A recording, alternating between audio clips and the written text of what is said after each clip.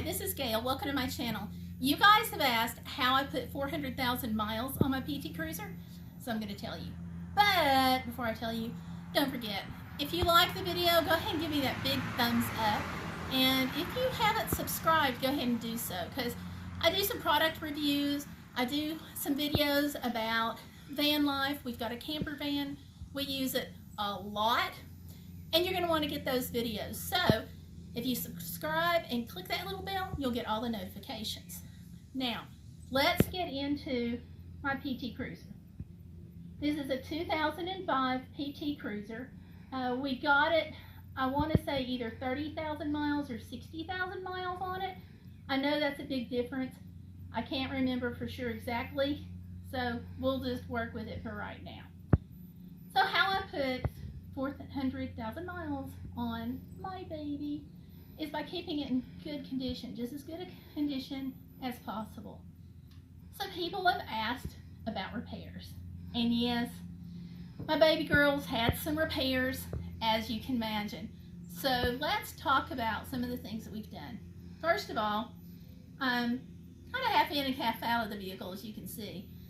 Inside, on the dashboard, on the odometer, where the mileage indicator is on the Chrysler vehicles, we've got an option that, or a feature I should say, that some cars don't have. And that is when the check engine light comes on, you can check it immediately. So just pull your car over to, or I pull the car over to the side of the road, or if I'm close to a rest area, I'll try to make it to the rest area. If the car is running super rough, I don't want to chance it, so I'll go ahead and stop. But when that light comes on, get to a safe location and click the key 3 times. Now on that 3rd time on the click, it will tell you whatever code you need to look up. So let's say it says P030, for example. Look at the code, you pull out your cell phone and you Bing it or Google it, whatever your favorite search engine is, and look up that code. And that will tell you pretty much if you need to call AAA or if you can just ignore it for a while. You know, I had one check engine light on my previous vehicle, which was a Ford Windstar that I put 329,000 miles on, and that check engine light was on for 100,000 miles. Anyway, we never did find out for sure what was wrong with it because it kept showing up multiple codes. But the car was running fine, so I just went with it. Checking the mileage on your car, every time you fill up with a gas, hit that 0 button on your mileage. When you get gas again, figure out what your mile per gallon is. Do this as often as you can think about it. Aim for every tank load, because if you see your mileage starting to slip, then it's time to check on a few things, and this will help you get your car, keep it in good shape. One of the first things to check when the mileage is slipping on this one is my tires. Check to see if these are at the proper inflation, because sometimes as you drive, you're going to sometimes lose a little bit of air. And so when you check the air on your tires, if the tires just need a little bit of air, you can pump them up, check your mileage again, and if it's up, you're good to go. If it's the same or lower after you've added air, then you know you've got another problem, whether you've got a check engine light on or not. So be aware of that. Then if my check engine light does come on, I know how to check it, and I do so immediately. But the whole idea is to avoid check engine lights. So you want to make sure that everything under the hood is golden, is as good as it can be. I have a relationship with a mechanic, and I got to tell you, he runs when he sees me coming. When my phone number comes up on his caller ID, I really believe he rolls his eyes and says, "Oh no, please don't let this be the PT Cruiser again." But he's a great guy. He's part of how I put 400,000 miles on the PT Cruiser. Because if you're going to go high mileage on a vehicle, you want a relationship with a mechanic that you can trust. One of the things about putting the high mileage on the PT Cruiser is that she's had some major repairs, and we're going to talk about what kind of repairs in just a minute. But my break-even point is, will the repairs cost more or the same as a regular car payment? Or the other thing I like to think about is, am I trading in a repair for a $16,000 debt? In other words, do I want to trade a $3,000 repair for a $16,000 brand new car? So far, the answer to those questions has been no, although it has at times run the ragged edge. One of the major things that has happened with the PT Cruiser is I had the rack go bad. And we're talking about rack and pinion steering here. I went to turn it, it made a pop, jerk, I went, oh no. So it has had a new rack. Shocks, struts, those are a given for any vehicle. So again, with the tires, if you're having like some front end bumping, the hope always is that it's just simply the tire has lost a balance. But if you look at your wheel and you notice that it's uneven on the side of the tire, and by uneven, I mean if it looks like a roller coaster on the side of your tire, then it's a good bet it's time to have the suspension checked out, because it may be your shocks, or in the rear, your struts, or however. So check those out, because that will affect your gas mileage, which is another reason why you want to check it. It'll affect your handling.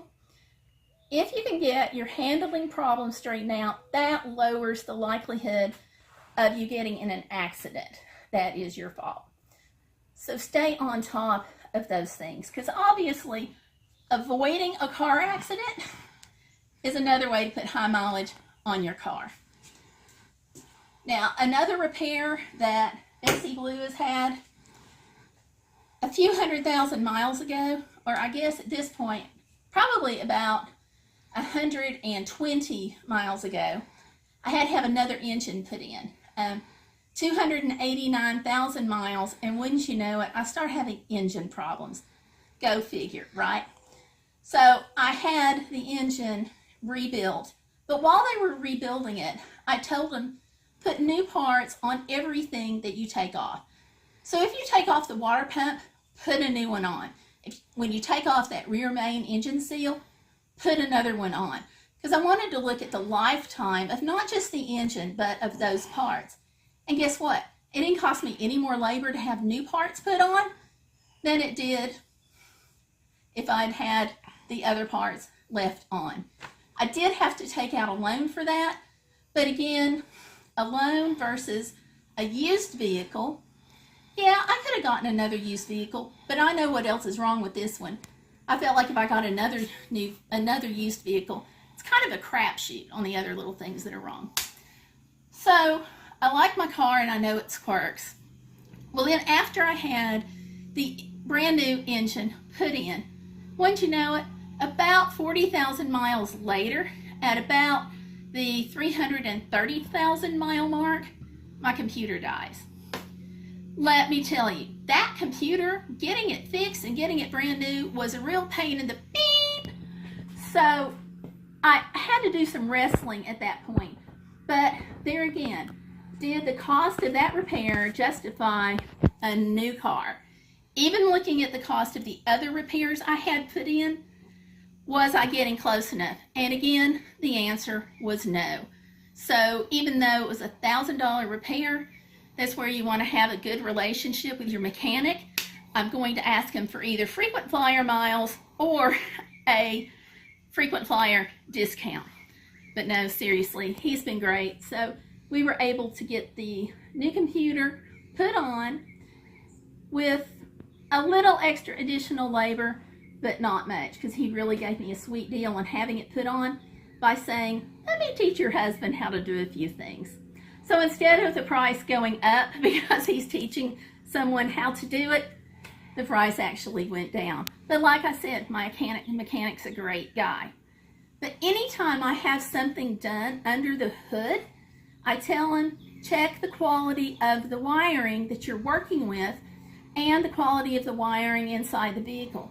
If I have something that's frayed or that the insulation has, let's say we've had to do a repair and the wires are in a slight different position and the insulation of the wires are rubbing up against something hot, then we need to know that and we need to fix it ASAP. So anytime he's under there, I have him look at it. He does a great job doing that. So those are primarily the big repairs. But let me tell you, one of the big ways, in fact, I will say the biggest way that I was able to put 289,000 miles on this car with the original engine is having the oil change. Now, I don't care if you need the oil changed or not, get it done. And I don't listen to the manufacturer that much on getting oil changes. I want it changed at every 3,000 to 5,000 miles. The reason being, if I'm having it changed, that's another person that's looking at the underside of the car. It keeps the engine running great, top notch for whatever it can do, and it gives me some extra little safeguards to know that the engine's in the best shape possible. The other thing is, I have over 400,000 miles on my car. I call her Bessie Blue, okay? Why not? But I have the original transmission in it. Yes, you heard me say the original transmission is on this car. How crazy is that? I know I'm on borrowed time, but she's working good. I don't have any problems. But have the pan for your transmission checked. Make sure that seal is not leaking. Every time you have your oil changed, they can take a peek at it and tell you whether or not you're good to go. So those are some of the things that I do. Of course, routine maintenance on any car is always brakes, filters, checking your fluid levels, all the kinds of things like that. So keep an eye on those things, and you too can put some high mileage on your vehicle. So how about you guys? Have you had a high mileage vehicle that's over, let's say, 100,000 miles? Leave it in the comments below. Am I crazy for keeping a car for 400,000 miles? Let me know that in the comment section below too. So I want to thank you guys for watching. And again, if you have not subscribed, please go ahead and do so. And if you haven't given me a thumbs up and like this video, shame on you. Go ahead and do that now, okay? And thank you guys for watching. Have a bodacious day, which means go out and grab every bit of fun out of life that you can possibly have. Because we only go around once, and by golly, we deserve to have some fun. So grab it. Thanks again for watching. Bye.